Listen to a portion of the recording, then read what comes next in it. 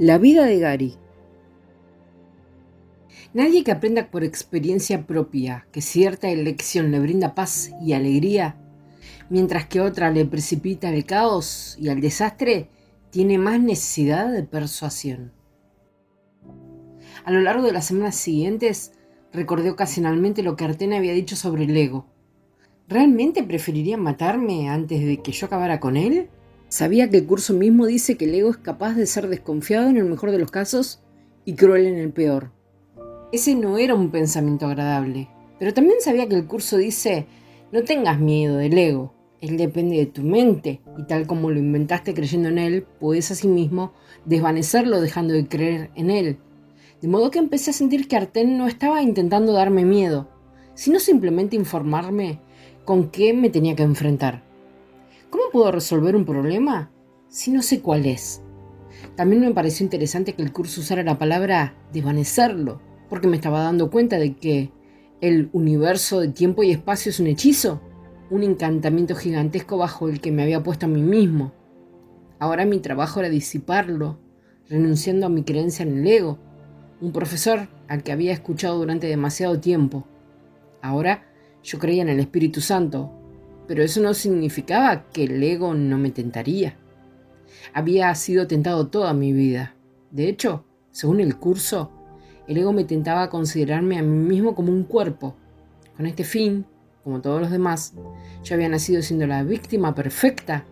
Olvidé lo que hubo antes de mi nacimiento y creí sinceramente que este era mi comienzo.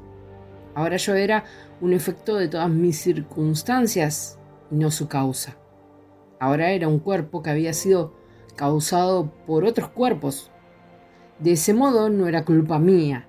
Yo no había pedido nacer, era culpa de mis padres, ellos lo hicieron. Después venía toda aquella historia de por qué las cosas fueron como fueron, pero supuestamente la verdad es que yo había pedido nacer y el mundo que encontré era exactamente el mundo en el que había pedido hacerlo. Nací en Salem, Massachusetts. No saques conclusiones de este hecho. No había brujas en Salem hace 300 años. Todas se trasladaron allí en los años 70. Ahora, lo de las brujas es una atracción turística que viene muy bien en la población. Mis profesores me habían dicho que los juicios de Salem fueron un clásico ejemplo de la proyección de la culpa inconsciente. Había que encontrar a alguien que fuera la causa del problema y cualquier excusa era válida, siempre que fueran ellos y no tú. Pero todo viene y va. Siempre acaba llegándote el turno.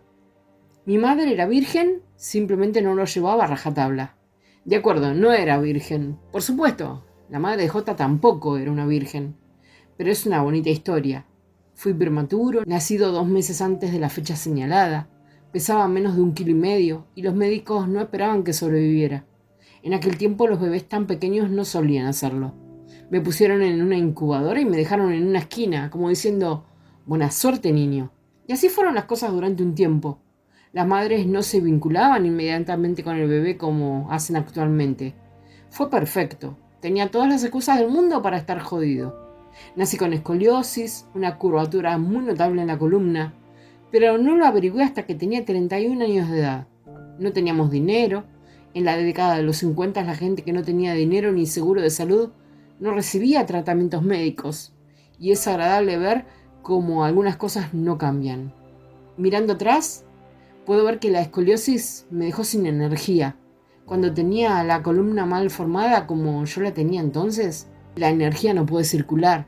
Es como si el cerebro enviara una señal del cuerpo, pero la línea telefónica estuviera cortada y el mensaje no llegase. Entonces, yo no sabía que es la mente y no el cerebro la que dice al cuerpo lo que tiene que hacer. Seguía estando a merced de los efectos en lugar de ser la causa. Como resultado de eso, era un adolescente sin mucha energía. Solo iba a la escuela porque tenía que hacerlo. Uno de los años falté a clase 30 días lectivos y me amenazaron con expulsarme. Después de la escuela solía sentarme delante del televisor y no quería hacer gran cosa. Mis padres empezaron a preocuparse.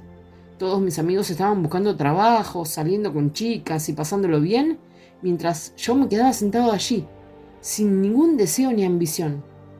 Esto hacía que me sintiera diferente, pero como si hubiera algo erróneo en mí.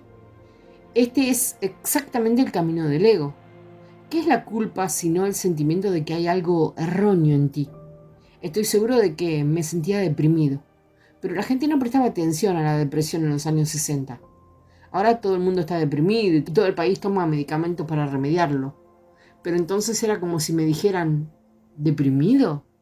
¿Qué quieres decir con eso? Consigo un trabajo.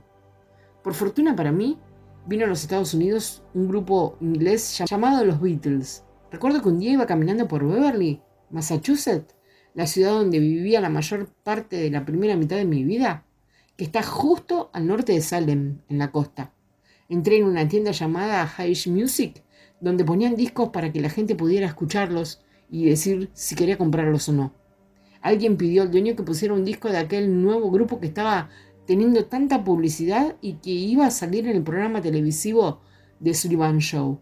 La canción era She Loves You. Después de escuchar aquella canción de 2 minutos y medio, nunca volvió a ser el mismo. El trabajo de George Harrison a la guitarra me hizo sentir escalofríos recorriendo mi columna.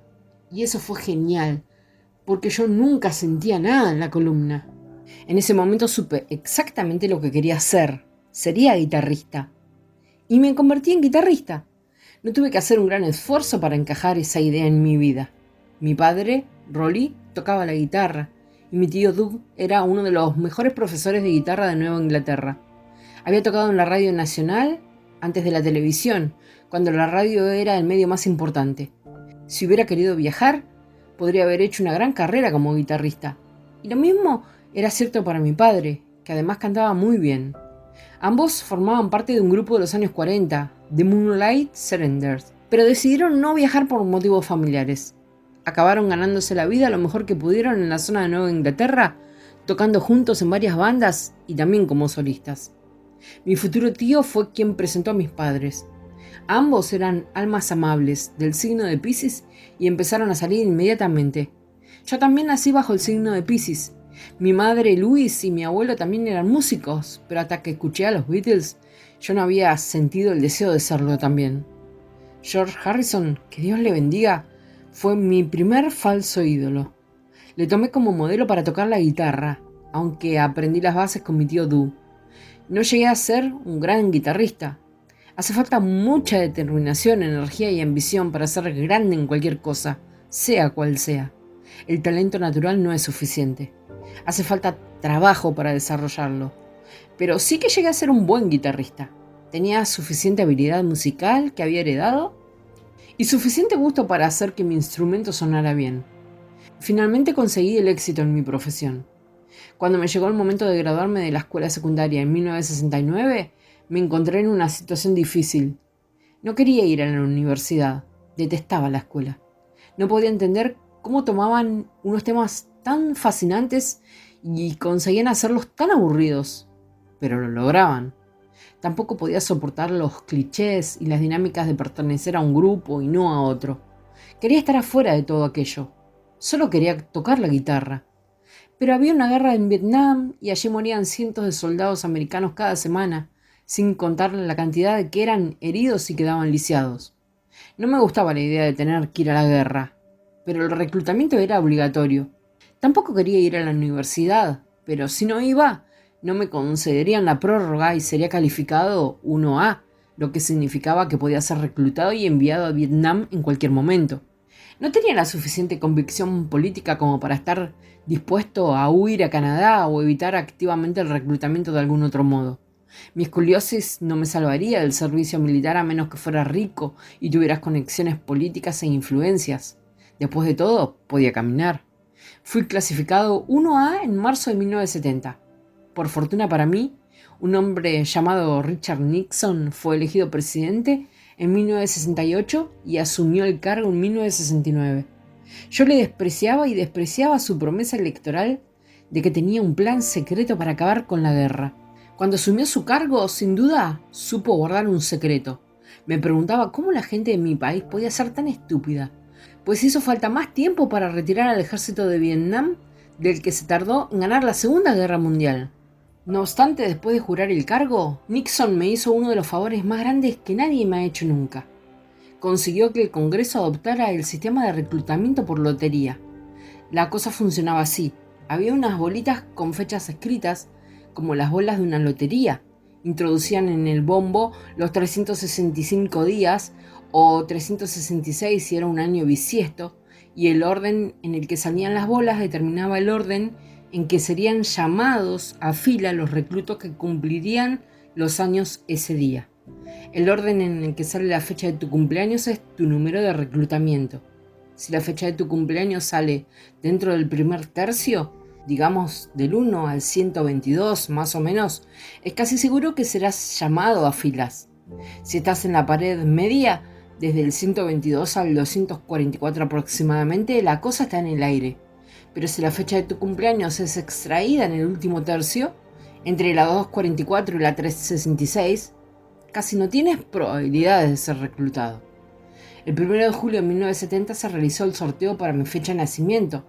Me recuerdo rezando al estilo antiguo: por favor Dios, haz que mi número salga hacia el 300 para que no tenga que preocuparme de esta porquería. Cuando salió la fecha de mi cumpleaños, el 6 de marzo, fue la número 296. A la edad de 19 años, era libre. Había obedecido todas las reglas y había tenido la suerte de quedar libre. No tenía que preocuparme por el reclutamiento. Era libre de tocar la guitarra y vivir feliz el resto de mis días, ¿cierto? Pero las cosas no funcionan así en este mundo. Si resuelves un problema en el universo del tiempo y el espacio, surge el problema siguiente. Así es como está montada la cosa para que sigas buscando las respuestas en el lugar equivocado, donde los problemas parecen estar, allí afuera en el mundo, en lugar de donde realmente están, que es en la mente que originalmente causó el verdadero problema.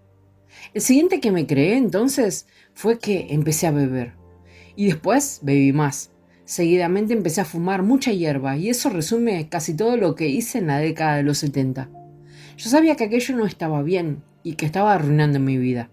No tocaba mucho la guitarra y estaba borracho en multitud de ocasiones. Era un mal hijo y solo vivía para tener una oportunidad más de estar colocado. Mis padres murieron en la década de los 70 y me sentí terriblemente culpable por cómo me había comportado y por algunas cosas que les había dicho. Durante esta época deprimente de mi vida, intenté encontrar un modo de lidiar con mis hábitos de beber y fumar, aunque ciertamente no veía a la hierba como mi principal problema. Nunca me metía en problemas si me limitaba a fumar hierba, pero cuando bebía, el lado oscuro se adueñaba de la situación. Por algún motivo, nunca me sentí cómodo en Alcohólicos Anónimos, aunque sabía que su terapia funcionaba para mucha gente. Yo era un juerguista que no bebía continuamente y usé eso para justificar que no era un alcohólico. No obstante, reconocí que tenía un problema. En uno de los intentos de superarlo, decidí que me iba a convertir en un cristiano renacido. Y lo hice, pero aquello se agotó al poco tiempo. Más adelante volví a intentarlo. Renací un par de veces en la década de los 70. Lo bueno de aquella época es que leí la Biblia y resultó ser una experiencia muy interesante. Había muchas cosas en la Biblia con las que estaba de acuerdo. Por ejemplo, la idea de que Dios es amor. Eso tenía sentido para mí. En un momento dado incluso decía: Dios es perfecto amor. Eso tiene perfecto sentido para mí. El único problema era que si miraba en otras partes de las escrituras, Dios aparecía como un asesino. Era iracundo y vengativo y ajustaba cuentas con la gente. Eso no tenía sentido para mí. ¿Cómo podía hacer ambas cosas? La Biblia era demasiado conflictiva como para resultarme verdadera.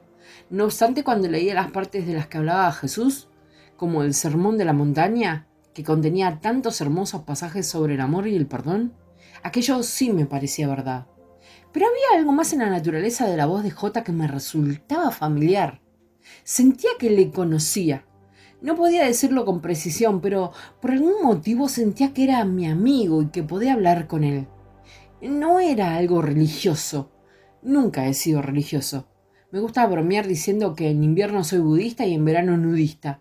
Aunque no podía permanecer en el seno de la cristiandad, nunca renuncié a esta relación que sentía con J y que ha continuado hasta el día de hoy. Incluso cuando Arten y Pursá empezaron a aparecerse ante mí, yo seguía hablando con J entre sus visitas.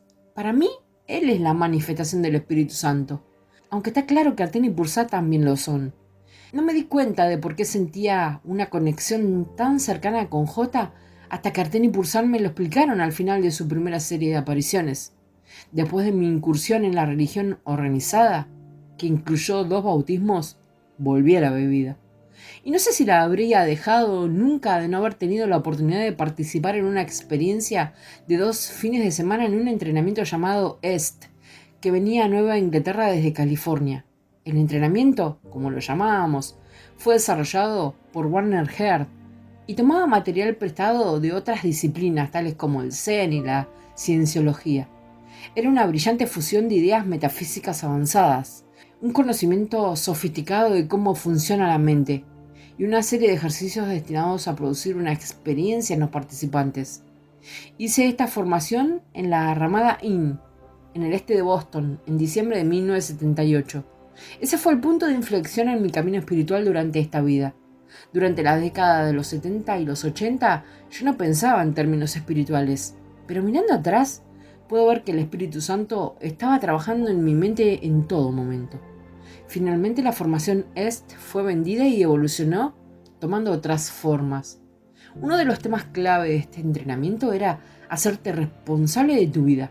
Se trataba de no ser una víctima. Contenía un par de ideas que posteriormente vería explicadas con más detalles en el curso, como es la gran lección del libro de ejercicios No soy la víctima del mundo que veo. El EST también explicaba qué es el ego desde el punto de vista budista y que la mente es una máquina de supervivencia y la realidad no es lo que suponemos. De hecho, explicaba que lo que vemos con los ojos no es real y que es más real lo que no vemos. Fue una introducción muy auspiciosa a los temas espirituales y metafísicos, y también supuso el principio de mis experiencias. Durante el entrenamiento tuve lo que describiría como mi primera experiencia mística. A un grupo de unos 20 de nosotros se nos dijo que subiéramos al escenario. Delante de 200 personas se nos dijo que nos mantuviéramos en silencio, inmóviles, y que simplemente miráramos a la multitud. Después de un par de minutos, yo recomencé el ejercicio y volví a mirar a la gente. Era como si todos los presentes en la sala estuvieran moviéndose en cámara lenta. He descubierto que en muchas de estas experiencias hay una intuición asociada que se te dice de manera poco estructurada cuál es su significado. De algún modo, simplemente lo sabes. En este caso, cuando vi a la gente moverse de manera surrealista a cámara lenta, la experiencia asociada a ella, aunque no duró más de un minuto, fue que yo era quien estaba haciéndolo. Era yo quien estaba encargado del tiempo y del espacio. Podía ser que se acelerara o se ralentizara.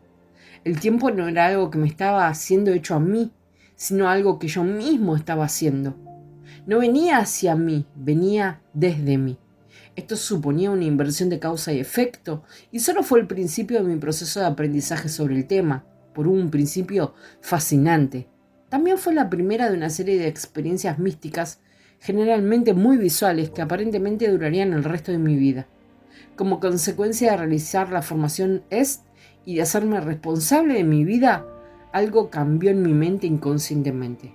La gente cree que lo que les dirige son las creencias que tienen en su mente consciente y que pueden controlar su mente cambiando sus pensamientos negativos por otros positivos.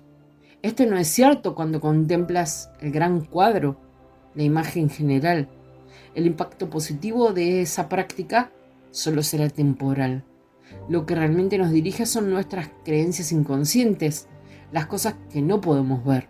Un curso de milagros nos ofrece un modo de sanar y retirar las cosas que están ocultas en los profundos valles de la mente inconsciente.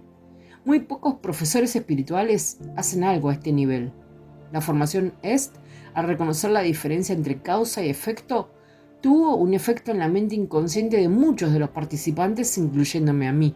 Y esto a pesar de que la formación, como casi todas las demás disciplinas, no comprendía el cuadro completo ni incluía el método relativamente rápido de deshacer el ego que aprendería a lo largo de los años con mis amigos ascendidos. Nota: el entrenamiento EST fue desarrollado en 1974 y un curso de milagros se publicó en 1976, 11 años después de que comenzara su transcripción. Nunca vi una copia de un curso de milagros hasta la primera semana de 1993. El simple hecho de saborear el verdadero poder generó una situación en la que tomé la decisión inconsciente de cambiar mi vida y ponerme bien. Aunque en ese momento esa decisión estaba fuera de mi conciencia, sus efectos se hicieron patentes en mis pensamientos conscientes y en mi comportamiento. A partir de ahí, en unos pocos años me convertí casi en el polo opuesto de mí mismo. Mi amigo Dan Stemnuk y yo pusimos en marcha una banda de música. Dan era un gran cantante y ya habíamos trabajado juntos en otras bandas anteriormente, pero esta vez teníamos compromiso y disciplina. Fue Dan quien me introdujo al entrenamiento. Nuestro grupo era excelente y pasé de ser un guitarrista que no trabajaba mucho a trabajar 5 o 6 días por semana y a menudo 2 veces al día los fines de semana. También organizaba las actuaciones de la banda y en pocos años conseguí que tuviéramos cubierto el calendario para los 2 años siguientes. Empezamos a ser conocidos en Nueva Inglaterra y estábamos ganando un buen dinero. Era divertido tener éxito. La gente me reconocía por la calle porque me había visto tocar y mis parientes ya no pensaban que era un inútil. Recuperé el tiempo perdido y en los años 80 viví el equivalente de 2 décadas significativos para compensar los 10 años que había tirado por la borda. Salía mucho y hacía todo aquello que en mi tiempo libre me permitía. Caminar sobre brasas ardientes, saltar en paracaídas y divertirme todo lo que no me había divertido. Aún no sabía que era un sueño. Pensaba que era real y estaba dispuesto a sacarle el máximo partido. Cuando llevaba un par de años tocando en la banda, conocí a una mujer llamada Karen. Ella era mi tipo de mujer, pero yo siempre me había mostrado muy tímido con las mujeres. Cuando tenía 14 años, un acné muy agudo destruyó mi confianza. A partir de entonces me resultaba casi imposible acercarme a una mujer y ponerme a hablar con ella. Por algún motivo Karen y yo empezamos a salir. Nos sentíamos cómodos el uno con el otro y en el plazo de 1 año y medio nos casamos. En muchas ocasiones el matrimonio resultaba difícil y más adelante dije públicamente que cada uno de nosotros era la mejor lección de perdón para el otro. 1 año después, la decisión que había tomado de ponerme bien atrajo a mi espacio, como decimos en EST, otra de sus manifestaciones. Oí hablar del quiropráctico llamado Bruce Hedendal, que tenía consulta en Gloucester y también era el quiropráctico del Ballet de Boston. Era un genio en su especialidad. Cuando fui a verle, aún no tenía muchas energías para hacer las cosas que quería en mi vida, y él me habló de la escoliosis. Sacó un espejo y me mostró la curvatura de mi columna, que yo nunca había visto. Bruce trabajó conmigo y en el plazo de 2 meses la mayor parte de la escoliosis desapareció. No todos los quiroprácticos son iguales, pero yo encontré a uno genial. 2 años después, Bruce se trasladó a Florida, lo que me causó una gran desazón. Pero él ayudó a incrementar mis niveles de energía lo suficiente para que pudiera hacer lo que quería sin sufrir. Mi escoliosis no estaba completamente curada. Hasta el día de hoy sigo sin ser una persona muy energética, y probablemente nunca lo seré. Pero para 1982 podía funcionar satisfactoriamente, y eso ya me parecía un milagro. Durante la década de los 80, mi camino espiritual empezó a acelerarse. Para mostrarte lo nuevo que era la espiritualidad para mí al principio de la década, recuerdo haber hecho un seminario de EST en el Hotel Bradford de Boston. Nos dividieron en pequeños grupos de 4 personas para poder compartir nuestras experiencias. Yo estaba sentado frente a una mujer muy sofisticada e inteligente que era profesora de Harvard. Y debo admitir que me sentía intimidado por su éxito y su nivel de educación. De repente empezó a hablar de una mujer llamada Jane Robert que estaba canalizando a un antiguo ser llamado Seth, que tenía miles de años. Seth hablaba y daba información iluminada a través de aquella mujer. Recuerdo haber mirado a la profesora y haberme preguntado con incredulidad, ¿lo dice en serio? ¿Se cree realmente eso? ¿Cree realmente que eso puede ocurrir? 23 años después, yo me presentaba delante de grupos de gente y les contaba que 2 maestros ascendidos se me habían aparecido en persona, en el sofá de mi sala de estar. No pude evitar sentir que probablemente habría alguien ahí afuera entre el público que estaría pensando, ¿lo dice en serio? ¿Se lo cree realmente? ¿Cree realmente que eso puede ocurrir? A lo largo de los próximos años leí libros sobre espiritualidad. Yo no era un gran lector, pero disfruté de alguno de ellos. Cuando leía libros de budismo, hinduismo y taoísmo, me daba cuenta de que ya sabía la mayoría de las cosas que enseñaban. El estudio de la reencarnación me hizo pensar que yo sabía todas esas cosas intuitivamente, porque las había estudiado antes, en otras vidas. Mis recuerdos espirituales estaban volviendo a despertar en mi mente. En 1983, 4 años después del deceso de mi madre y 7 del de mi padre, tuve un sueño que no se pareció en nada a los sueños normales. Fue real, o al menos tan real como cualquier otra experiencia que yo había tenido. Mis padres vinieron a mí. No hubo necesidad de decir nada. Ambos caminaban hasta mí y los tres estuvimos estrechamente abrazados durante largo rato. Fue una experiencia de amor total. Yo los sentía a ellos conmigo, sus toques eran reales y me estaban diciendo no con palabras, sino con su amor, que todo estaba bien. Me estaban absolviendo, perdonando y amando. Fue tan real que supe que estaban bien y que por su parte todo estaba perdonado. Eso no quiere decir que yo me hubiera perdonado completamente, pero esta experiencia fue al mismo tiempo un símbolo y un puente que cruzar. Me di cuenta que no tenía que sentirme culpable el resto de mi vida. Entendí que lo único que mis padres habían querido para mí era felicidad y amor, y aquella hermosa y liberadora comprensión permanecería conmigo el resto de mi vida. También experimenté con la meditación. En lugar de aprender lo que hacían otros, yo parecía saber lo que tenía que hacer y desarrollé mi propia técnica. No obstante, no me tomaba el tiempo suficiente para practicar y perfeccionarla. Eso vendría después. A lo largo de los años siguientes, mi habilidad visual mística se agudizó. Cuando me iba a la cama por la noche cerraba los ojos y mientras me mantenía tumbado y despierto veía escenas, como una película que pasaba delante de mis ojos.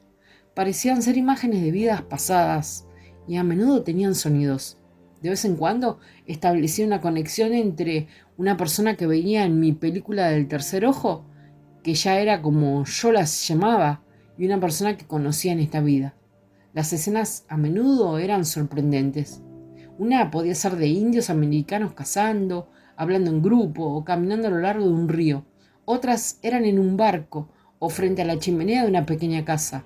No siempre entendía lo que estaba viendo, o cuándo y dónde tenían lugar los acontecimientos. A pesar del mito popular, el Espíritu Santo no siempre descifra las cosas. Es como si te guiara y te diera pistas hasta que tú mismo estés preparado para reconocer a dónde te está llevando.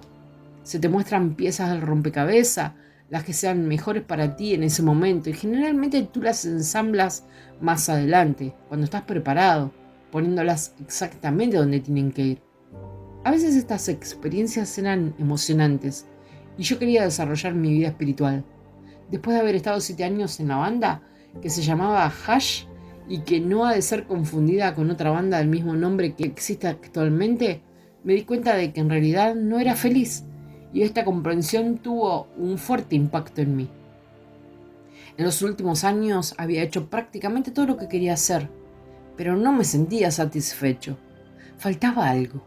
No sabía qué, pero sabía que tenía que averiguarlo. Esto me producía inquietud, porque no hacer nada no me había hecho feliz. Y ahora hacerlo todo tampoco me daba la felicidad. ¿Llegaría a ser feliz alguna vez? Durante la convergencia armónica en agosto de 1987, tomé la decisión de cambiar mi vida. Cuando se produce un alineamiento interplanetario como la convergencia armónica, parece que está ocurriendo allí afuera en el cielo, pero eso es solo un símbolo. Donde realmente está ocurriendo es en tu mente inconsciente. Después se muestra en el cielo. En un momento así, la gente está tomando decisiones a nivel colectivo que cambiará sus metas y actitudes, y en algunos casos sus lugares de residencia y sus profesiones. Me di cuenta de que quería dejar atrás mi vida acelerada y encontrar un lugar tranquilo donde poder pensar. Como había firmado muchos contratos, tardé más de 2 años en poder salir de la banda, pero a comienzos de 1990 me encontré conduciendo a Poland Spring, Maine, con Karen y nuestro perro Nupi. Esta población solo estaba a 180 kilómetros de Beverly, Massachusetts, pero a todo un mundo de distancia. En cuanto viajas al norte de Portland, Maine, el estilo de vida no se parece nada al de Massachusetts, que es un lugar acelerado y sofisticado. En el norte de Maine, la vida es lenta y simple. Es el estado más boscoso de los Estados Unidos. El 90% de su superficie está cubierta de árboles. Allí el aire es limpio, el agua clara y tiene la tasa de delincuencia más baja del país. Si quería paz y tranquilidad, había ido al lugar idóneo. Pero si quería dinero, no había dado con el sitio ideal. Tenía una vaga idea de comenzar un negocio y ganarme la vida. Cuando llegué a Poland Spring, había muy pocos habitantes y ni siquiera había aceras en las calles. Debería haber investigado más, pero mi vida en Massachusetts me mantenía muy ocupado. Intenté ser agente de cambio en el mercado financiero, pero por más que aprendía, mi conocimiento de los mercados y su funcionamiento no me permitía ganar suficiente dinero como para pagar los gastos y además obtener un beneficio. Tenía muy poco capital y toda la situación era muy frustrante. La meditación me daba un respiro muy bien recibido. Llegué al estado de poder parar todos los pensamientos y alcanzar la quietud absoluta. Con la mente serena a veces tenía la sensación de entrar en contacto con algo más profundo, ese gran inconsciente colectivo que está debajo de la superficie, tal como la mayor parte del iceberg está por debajo de la superficie del mar. La magnitud de estas experiencias era mucho mayor de lo que podía haber esperado. Era como si estuviera conectado con algo enorme y asombroso. No lo entendía completamente, pero lo experimentaba. Tenía algo entre manos y practicaba cada día. La meditación siempre me permitía tomarme un bienvenido descanso del resto de mi vida, que era un torbellino. Después de algún tiempo me di cuenta de que en realidad no me gustaba Maine, con sus duros y fríos inviernos. Yo era un chico de ciudad. A veces me preguntaba, ¿qué estoy haciendo aquí? No sabía que Maine era el lugar ideal para facilitar lo que vendría a continuación. Durante aquellos primeros 3 años hubo mucha tensión a nivel económico. Mi esposo y yo a veces discutíamos y nos chillábamos. Este era el polo opuesto a la serenidad de la meditación. Nadie en el mundo podía irritarme tanto como ella. A veces estaba a punto de mandarlo todo al garete e irme a dormir a una playa de Hawái. Mi vida no había sido tan difícil desde los 70, pero había un sentimiento subyacente que me mantenía en marcha. No podía confirmarlo con ninguna prueba, pero tenía un pensamiento recurrente en mi mente, el pensamiento de que había una buena razón para todo esto. En otoño de 1992, todo el aprendizaje espiritual de los 14 años anteriores pasó por un momento de crisis. Llegué a la conclusión de que lo único que podía hacer era eliminar el conflicto de mi vida. Cualquier borracho que haya despertado con la cara contra la alcantarilla habiendo sobrevivido, se ha dicho a sí mismo que tiene que haber una manera mejor de hacer las cosas. A finales de 1992, después de 3 años en Maine, Arten y Pursá se me aparecieron por primera vez. En abril de 2004 sigue mi segundo viaje del año a California. Visité San Francisco y la parte sur del estado. Uno de los días estuve alojado en el Hotel Hyatt de Sun Springs en Hollywood, a punto de montar en el ascensor para subir al tejado del edificio, donde se encontraba la piscina y desde donde podía apreciar la vista. De repente se me acercaron 4 personas. Una de ellas era una mujer. Se paró delante de mí y me dijo: «No te importa esperar hasta el siguiente ascensor, ¿verdad?». Aquello me sorprendió, pero entonces miré y me di cuenta que uno de los individuos no era otro que Little Richard, la estrella de rock. En la década de los años 80 había tocado la guitarra en más de 3.000 conciertos y sentía mucho respeto por los grandes músicos. Le dije a la mujer: «Claro, pasa adelante». Entendí que su trabajo consistía en evitar tener que lidiar con los fans y los fotógrafos, y me pareció bien dejarle usar el ascensor antes que yo. Entonces ocurrió algo fantástico. Al ver que le dejaba pasar primero, Little Richard vino hasta mí y me dijo: «¿Te parece bien?». «Sí, no hay problema, me alegro de verte», le respondí. Entonces Little Richard, una leyenda que cualquiera que conozca la historia del rock and roll, me miró directamente a los ojos y dijo: «Yo también me alegro de verte». Cuando montó en el ascensor pensé: «Vaya, este es el hombre cuya voz imitó Paul McCartney y me ha dicho que se alegraba de verme». Fue un momento divertido para mí y enseguida pensé que había sido un encuentro santo. Asimismo, cuando llegué a casa, me propuse alquilar una película que había visto una vez titulada Un loco suelto en Hollywood, en la que Little Richard hace un excelente papel como vecino estrella de rock. A finales de abril ya era tiempo de la siguiente visita que Arten y Pursá me habían prometido. Sabía que no se olvidarían de la cita. Pursá: «Hola, profesor de Dios, ¿cómo lo llevas?». «Gary, bueno, ya sabes, lo normal, curar unos cuantos enfermos, resucitar a algunos muertos». Pursá: «¿Qué te pareció California?». «Gary, me encantó. Como estoy seguro de que sabéis, esta vez pude ver muchas cosas, fue genial». Pursa, bien, vas a ir allí muchas veces. Disfruta. Arten, en esta visita nos vamos a ceñir a lo más básico, porque queremos que siempre tengas en claro cuál debe ser tu actitud de partida. Por ejemplo, la introducción a un curso de milagros dice, nada real puede ser amenazado. ¿Qué crees que significa eso? Gary, bueno, lo real es el espíritu, y espíritu sería sinónimo de Dios y Cristo. En el cielo no hay diferencia entre Dios y tú. Solo necesitamos las palabras mientras creemos estar aquí, y finalmente debemos ir más allá de ellas. Una vez entendido esto, el espíritu, como Dios, es inmortal, invulnerable, y algo que literalmente no puede ser tocado por nada de este mundo. Es eterno, inmutable, porque es perfecto. Esta es nuestra realidad, que está más allá de cualquier cosa que pueda ser amenazada. Podemos experimentar esa realidad mientras aún parece que estamos aquí. Pursa, de acuerdo. Esa misma introducción dice, nada real existe. ¿Qué dices? Gary, eso sería cualquier cosa que no es inmutable, perfecta, inmortal, invulnerable. Evidentemente el cuerpo entra en esta categoría. Todos esos cuerpos que vi ahí afuera en realidad no existen. Eso es porque son un producto de mi mente. Solo cuando tengo la actitud de que esos cuerpos no existen es cuando puedo experimentar que mi cuerpo tampoco existe y que lo que es real soy eso que no puede ser amenazado de ningún modo. Arten, muy claro. A propósito, lo estás haciendo muy bien en tus desplazamientos. Yo mismo no podría haberlo hecho mejor. Bueno, sí sé que podría, pero estoy intentando que te sientas bien. Gary, es divertido viniendo de ti, el menos famoso de los discípulos. Pero me lo paso muy bien viajando. Me siento como Dan Aykroyd en la película Blues Brother. Estoy en una misión divina.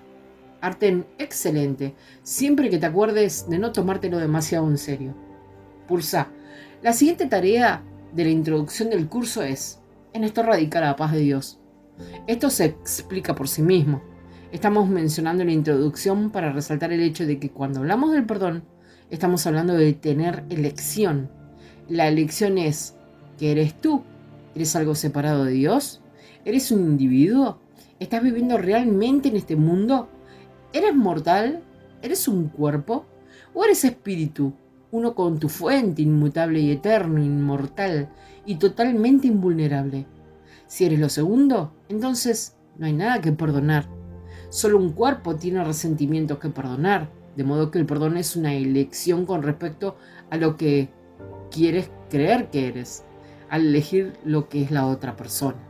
El curso dice así: lo que se encuentra en él es inmutable, y cuando reconozcas esto, reconocerás también tu propia inmutabilidad.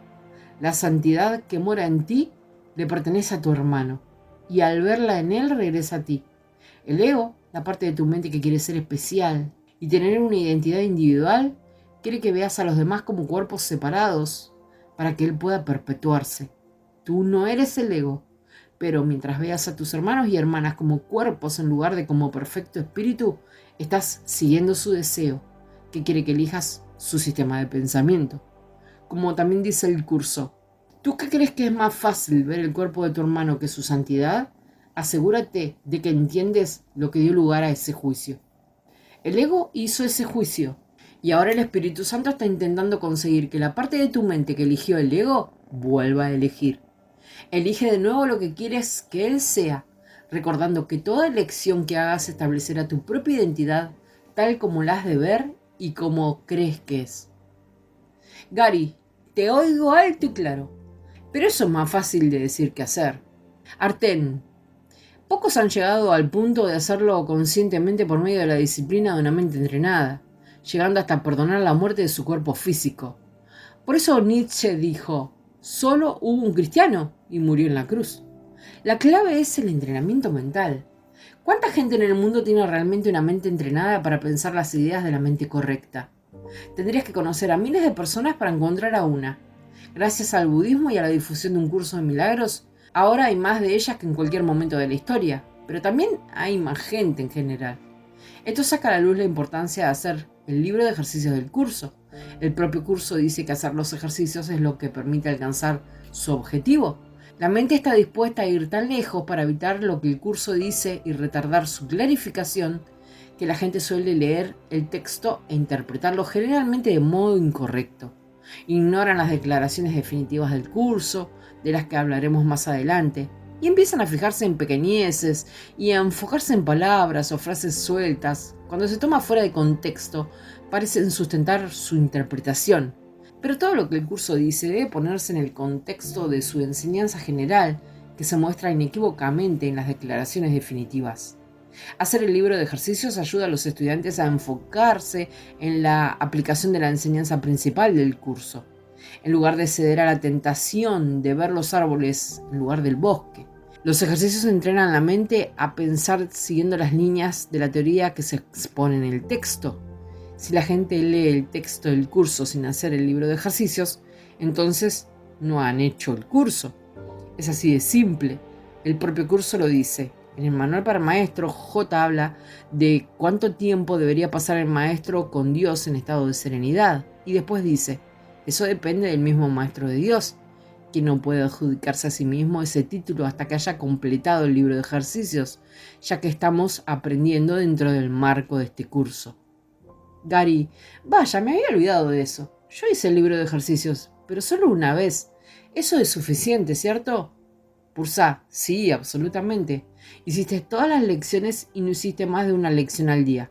Esas son las únicas reglas. Casualmente, yo sé que harás el libro de ejercicio una segunda vez, pero en general lo único que tienes que hacer es leerlo de vez en cuando después de haberlo practicado. Siempre es bueno releer las diferentes partes del curso para refrescar ideas. Eso impide que el ego recupere puestos, lo que sin duda hará si no te mantienes vigilante. Arten, recuerda que lo inmortal es permanente y que lo mortal es impermanente. La razón por la que hablamos de la desaparición del universo es que cuando despiertas de un sueño, el sueño desaparece. Eso solo es posible porque desde el principio nunca fue real. Algunas personas pensarán que están renunciando a algo. Gary, solo al universo. Arten, no al universo real. Lo importante es aquello a lo que despiertas. El universo del tiempo y espacio es impermanente. Aquello a lo que despiertas es permanente. Tu realidad inmortal es algo constante. Nunca cambia ni vacila. Lo que la gente tiene que entender es que su vida real es mucho mejor que la vida que creía tener. Gary, bueno, de acuerdo con lo que has dicho, cada vez que elijo ver a la gente tal como el Espíritu Santo quiere que la vea, en lugar de como quiere el ego, doy un paso en el camino de vuelta a casa. Arten, sí. Piensa en la analogía hindú de deshacer el ego. Es como pelar una cebolla. Adaptando esa analogía a nuestros tiempos, digamos que perdonas a alguien en el sentido que el curso da a esa palabra. Es como pelar una capa de una cebolla, o en este caso una capa de ego. Tal vez te parezca que no ha ocurrido nada. ¿Por qué? Cuando pelas una capa, el resto sigue teniendo el aspecto de una cebolla. Sigue teniendo el mismo aspecto, pero en realidad no es igual, porque una de sus capas ha sido pelada. Ahora bien, digamos que eres perseverante. Tal vez ocasionalmente tienes experiencias de paz profunda que te animan. O tal vez ocurre algo que en el pasado habría hecho que te sintieras mal, y esta vez no hace que sea así. Te das cuenta de que eso se debe a que has estado practicando el perdón, y que el Espíritu Santo está sanando tu mente a nivel inconsciente, de modo que sigues adelante y perdonas una y otra vez. Lo que ocurre es que has pelado otra capa de la cebolla. Es posible que aún conserve el mismo aspecto, de modo que vas al baño, te miras en el espejo y crees que sigue siendo el mismo, pero no es así. Tal vez estás viendo la televisión y perdonas una noticia que ves, otra capa de la cebolla ha sido pelada, pero tú crees que no ha pasado nada. Entre tanto, el Espíritu Santo está haciendo brillar tu perdón por doquier en la mente que está proyectando el universo, y por lo tanto también a través de la proyección. Eso corta como un rayo láser la culpabilidad inconsciente y sus proyecciones de karma. El perdón atraviesa todas tus vidas pasadas, todas tus vidas futuras y todas las dimensiones temporales, por todas partes en el universo de energía y forma, a través de todos los universos paralelos que parecen existir. Están ocurriendo cosas increíbles. El Espíritu Santo realmente está colapsando el tiempo mientras tú estás ahí sentado. Debido a tu práctica del perdón, hay lecciones que ya no necesitas aprender, y el Espíritu Santo estaba borrando las cintas, llevándose dimensiones de tiempo que contenían lecciones que necesitarías haber aprendido si no hubieras practicado el perdón, y haciendo que dichas dimensiones desaparezcan.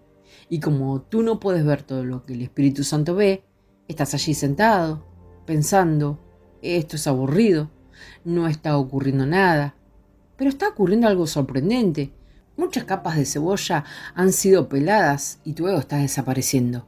Si perseveras y continúas practicando el perdón, en algún momento llegas a la última capa de cebolla.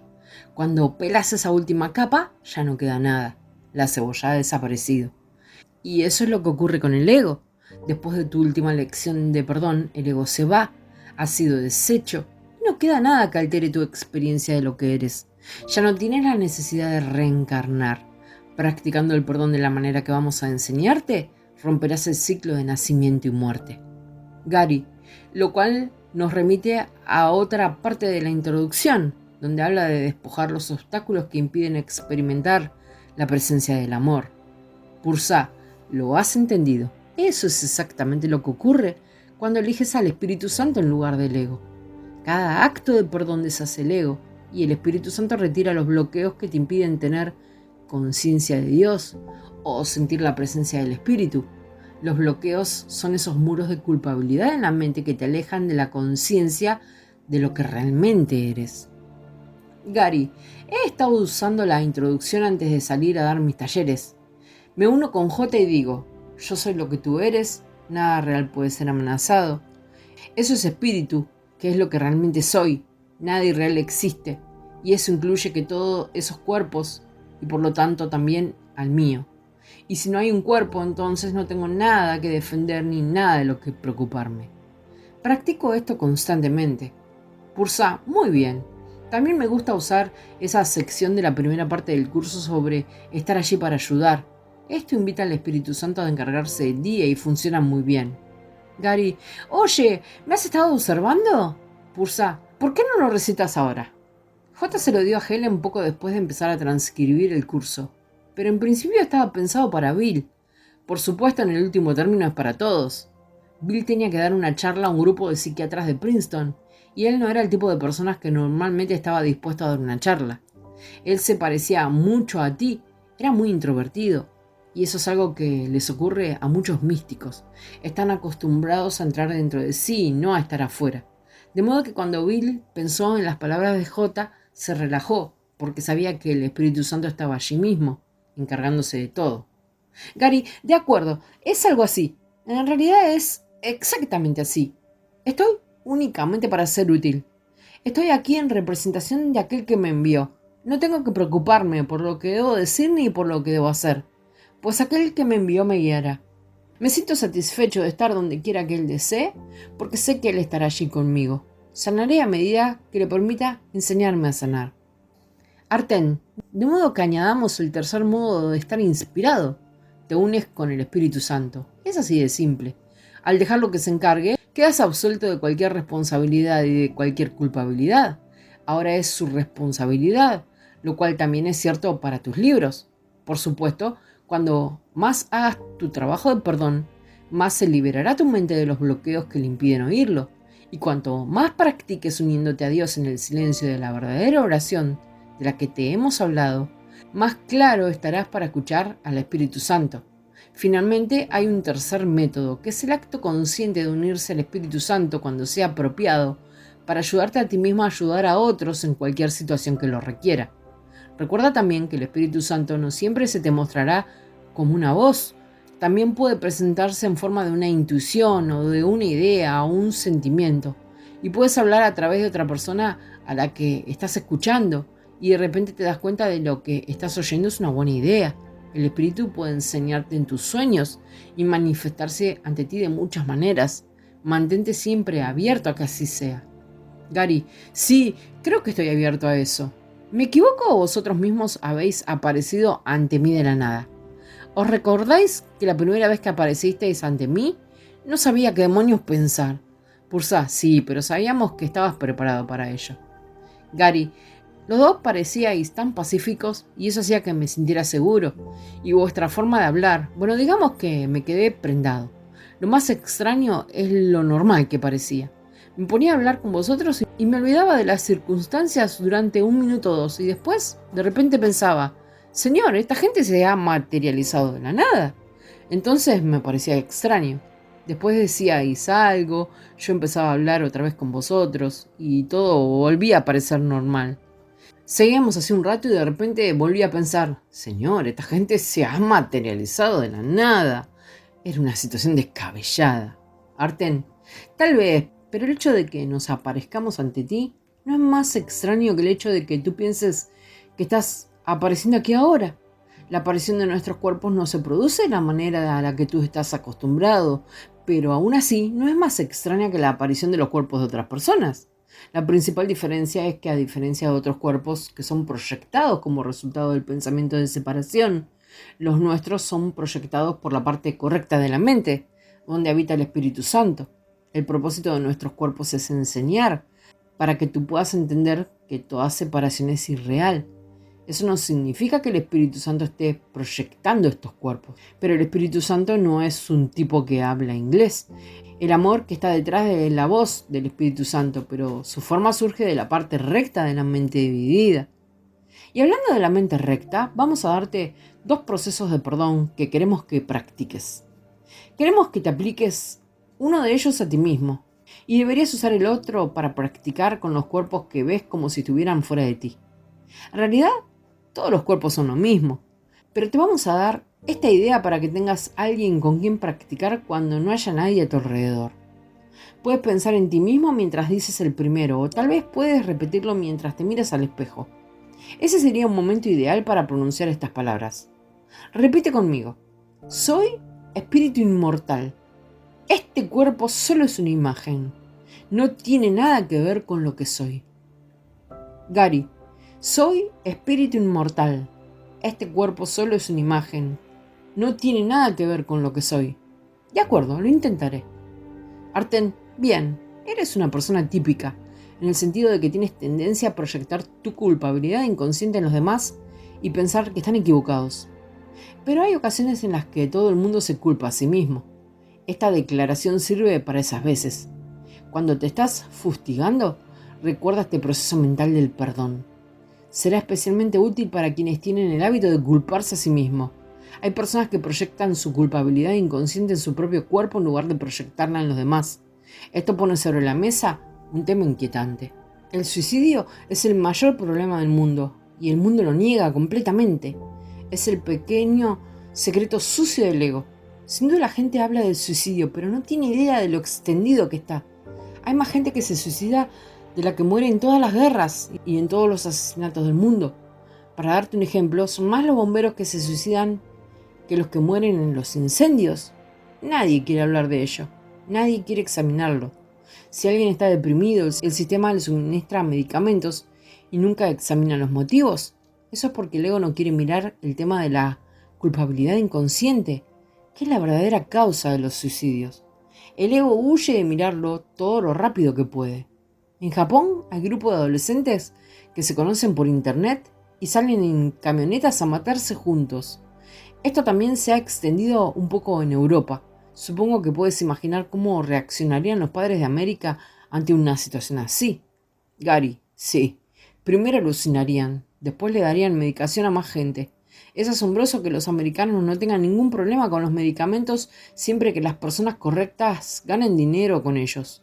Las corporaciones y los gobiernos que ellas dirigen tienen lavado el cerebro a todo el mundo. Pero me estoy yendo por las ramas. Pursa, recuerda, algunos de los medicamentos son necesarios como una medida temporal para la gente. No hay muchos que puedan soportar ser curados inmediatamente. Esto podría ser amenazador para el ego.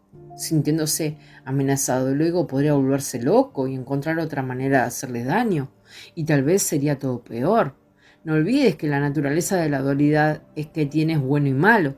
Sí, las corporaciones tienen lavado el cerebro a la gente. En tu país, el pueblo vota en contra de sí mismo. Pero al mismo tiempo hay muchas nuevas medicinas que ayudan a la gente, especialmente a la gente mayor, a no sufrir tanto como antes. Tus padres podrían haber utilizado algunas de las medicinas que existen actualmente. Sus vidas habrían sido más cómodas y menos dolorosas. Ellos no estaban preparados para aceptar que la mente es lo que lo hace todo. No busques únicamente lo malo. No quieras ser un cínico. Quieres ser amor. Cari, de acuerdo, preciosa. Puedo entender una indirecta. Pursa, la cura a largo plazo de todo esto es el perdón. Como hemos indicado antes, y esto es muy importante, el curso dice, la expiación no cura al enfermo, pues eso no es curación. Pero sí elimina la culpabilidad que hacía posible la enfermedad. Y eso es ciertamente curación. Gary, parece que se oye hablar de suicidios, pero eso es todo, no se habla más del tema. Pursa, sí, dado que el curso es la única enseñanza que no solo aborda, sino que además explica completamente el problema de la culpabilidad inconsciente, esto te indica lo importante que es poner esta enseñanza a disposición de la gente. Ahora mismo la mayoría de los que la enseñan ni siquiera la comprenden, y los que la citan sin enseñarla ciertamente tampoco. Toman frases fuera de contexto para apoyar lo que ellos enseñan. Pero el curso te enseña que puedes deshacer el ego que está en tu mente, hacer que el Espíritu Santo sane toda la culpabilidad inconsciente y así ser libre. La manera más rápida de conseguirlo es cambiar tu manera de ver a los demás, a los eventos y a las situaciones. También te enseña cómo hacerlo. Siéntete agradecido de ser una de las personas que están difundiendo este mensaje. Pero no te quedes ahí. Lo más importante del curso no es lo que significa. La parte más importante de la práctica del curso es aplicarlo a tu vida. Arten, esto saca a la luz el segundo proceso mental de perdón que queremos que practiques y por supuesto que compartas con los demás. Así es como deberías pensar siempre sobre los otros. Memorízalo y díselo mentalmente a los demás cuando sea apropiado. Obviamente habrá ocasiones en las que estarás manteniendo una conversación con alguien, entonces no te detengas a pensar en esto y decírselo mentalmente. Lleva una conversación normal, haz siempre lo apropiado, no actúes de manera extraña. Cuando no tengas que hablar y tengas la oportunidad de enviar estas palabras de tu mente a la otra mente, piensa lo siguiente. Repite después de mí. Tú eres espíritu, completo e inocente. Todo está perdonado y olvidado. Gary, tú eres espíritu, completo e inocente. Todo está perdonado y olvidado. Es genial. Arten, sí, es genial. Yo solía decir algo parecido a mis pacientes de mi última vida. Decir estas palabras mentalmente a otra persona es un modo de hacer que sean verdad para ti en tu propia mente inconsciente y permite al Espíritu Santo sanar y liberar la culpabilidad inconsciente que te vincula con el universo de la forma. El secreto de despertar a tu inmortalidad no reside en dominar las cosas del mundo, sino en tu modo de mirar al mundo. Deja que te dé un ejemplo. Algunas personas que han estudiado un curso de milagros durante mucho tiempo se consideran muy inteligentes. Piensan que conocen el significado del curso. En algunos casos tal vez lo conozcan y en otros casos tal vez no. Sin embargo, lo importante es que tomes tu comprensión del curso, quiera que sea, y la apliques. El erudito que emplea su comprensión del curso para demostrar que es intelectualmente superior a los demás, en realidad no está haciendo el curso. Incluso mantengo que una persona que para el mundo tiene limitaciones mentales, alguien con muy poca inteligencia, que va por la vida mirando a la gente con amor y sin juzgarles, está progresando más espiritualmente en esta vida que el intelectual que va por la vida dándose la razón a sí mismo y quitándosela a otros con respecto al significado de un curso de milagros. Repito, no se trata de impresionar al mundo, lo importante es cómo lo miras. Madre Teresa era un excelente ejemplo, miraba a todo el mundo con amor y perdón. En definitiva, su teología no tiene importancia. La mayoría de la gente a la que atendió a lo largo de su vida no eran miembros de su misma religión. Eso a ella no le interesaba. Ella consideraba que todos eran merecedores del amor de Dios, sin excepción. No negaba a nadie su amor y su perdón. Eran completos y universales. No juzgaba ni condenaba a nadie. De modo que el Espíritu Santo curó su mente completamente. Se iluminó y rompió el ciclo de nacimiento y muerte. Gary, excelente. ¿De modo que ella ya no tiene que volver? Arten, correcto. Gary, eso confirma que no es la teología, sino lo que haces con ella. ¿Sabes? Hay una escuela de pensamiento que dice que J tuvo que expresar el curso en los términos que está porque de otro modo los intelectuales no se lo habrían tomado en serio. Si les das algo simple, no lo respetan. De modo que le dio esta presentación intelectual, bíblica y erudita para que fuera lo suficientemente impresionante como para que ellos quisieran escucharlo. Arten, hay cierta verdad en eso, pero no es tan simple. Eso se debe a que, como hemos dicho, el ego no es simple, de modo que sigue haciendo falta mucho trabajo para deshacer el ego. Otra razón por la que el curso es tan extenso y tiene ese estilo es que ayuda a facilitar el proceso. Lo que es simple es que siempre solo hay dos cosas entre las que elegir, y solo de una de ellas es verdad. Gary, ¿sabes? Algunas personas podría decir que no es muy amoroso que Dios nos deje soñar un sueño como este, que siempre acaba convirtiéndose en pesadilla. ¿Qué dices a eso? Arten, siempre es divertido que esa misma gente quiera darle la vuelta a las cosas y decir que Dios creó el mundo. Y dicen que Dios no es amoroso. En respuesta a tu pregunta, Dios no te está dejando soñar esto. Para dejarte, Él tendría que empezar a reconocer la idea de la separación. Y ya hemos dicho que no la reconoce. Y solo porque no lo hace, sigue existiendo la perfecta unidad a la que tú puedes despertar. Gary, bien, hay gente que piensa que Dios no se podía experimentar a sí mismo en la unidad y que el único modo de hacerlo fue crear este mundo y vivir en él. Mucha gente parece escuchar a autores y profesores que dicen esto, como los libros de conversaciones con Dios. Pursa, si miraran más a fondo se darían cuenta de que están considerando que Dios es un demente. Tú tuviste la experiencia mística de ser uno con Dios en el cielo, ¿cierto? Gary, sí. Pursa, ¿y cómo compararías el cielo con este mundo? Gary, no hay comparación. En el cielo, tú eres Dios. Pursa, pero es una experiencia, como una conciencia, ¿no es así? Gary, claro que sí. Es una experiencia mucho más grandiosa que cualquier cosa que este mundo pueda ofrecer. Pursa, de acuerdo. Entonces, la idea de que Dios tuvo que hacer este mundo para experimentar la dualidad y poder apreciarse y disfrutarse equivale a la idea de que para experimentar y disfrutar del sexo también tienes que experimentar que te metan un tiro en las tripas. No, el dolor es el resultado de la culpa que vino de pensar que estabas separado de Dios. Y no tienes que experimentar dolor para experimentar el placer de la realidad. Pero tienes que perdonar el dolor y el sufrimiento y renunciar a ellos para retornar a la realidad. J no pudo ser más claro a esto respecto en su curso, y es a él quien tú deberías escuchar. El pecado, la culpabilidad y la muerte se originaron en el ego, en clara oposición a la vida, a la inocencia y a la voluntad de Dios mismo. ¿Dónde puede hallarse semejante oposición sino en las mentes enfermizas de los desquiciados que se han consagrado a la locura y se oponen firmemente a la paz del cielo? Pero una cosa es segura, Dios, que no creó el pecado ni la muerte, no dispone que tú estés aprisionado por ellos, pues Él no conoce ni el pecado ni sus resultados. Las figuras amortajadas que marchan en la procesión fúnebre no lo hacen en honor a su Creador, cuya voluntad es que vivan. No están acatando su voluntad, sino oponiéndose a ellas. Gary, vaya, eso sí es una declaración contundente. De modo que alguna gente dice que Dios hizo los opuestos para poder experimentarse a sí mismo. Y entonces viene J y dice que lo que es omniabarcante no puede tener opuestos. Y que solo los locos pensarían que podría o que debería tenerlos. ¿Es esta declaración precisa? Pursa, sí. Gary, ¿sabes? A veces la gente me pregunta por qué un curso de milagros no es más popular. Está claro que el curso no es confuso y que hay casi 2 millones de copias circulando por ahí, pero aún así no es tan popular comparado con algunas cosas. Pursa, en realidad tú estás empezando a cambiar eso, con nuestra ayuda, por supuesto. Una de las razones por las que el curso no era tan popular como otros métodos era que ningún profesor popular se lo había explicado a mucha gente, de modo que empezaban a estudiar el curso. Y como no podían entenderlo, se sentían frustrados y renunciaban. Ahora, cuando leen tus libros y después leen el curso por sí mismos, pueden entenderlo.